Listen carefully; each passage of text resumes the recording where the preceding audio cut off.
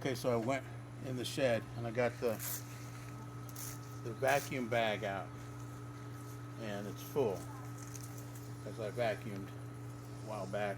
But it's easier to clean dry. It's easier to clean this thing when it's dry.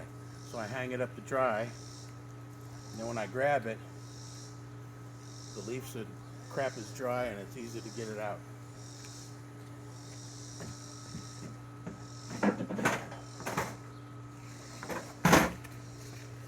Now I'm gonna put the bag on here. It clips in. Okay. And then put this Velcro it. Okay, so the bag is standing up when you put it in the pool. Now let's put it in the pool.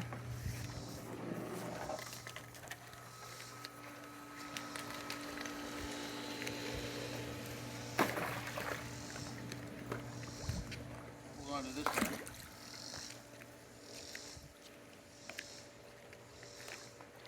This end needs to be screwed in.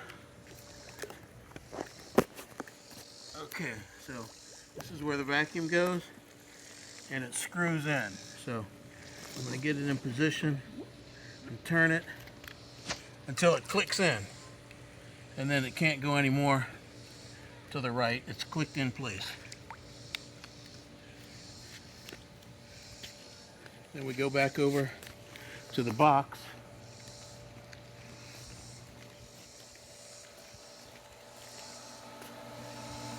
The second switch says sweep.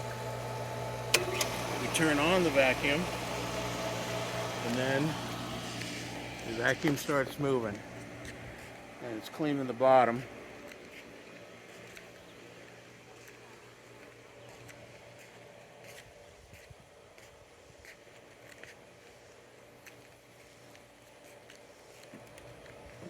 So it'll go back and forth in the pool, back and forth, sweeping the bottom until it's clean.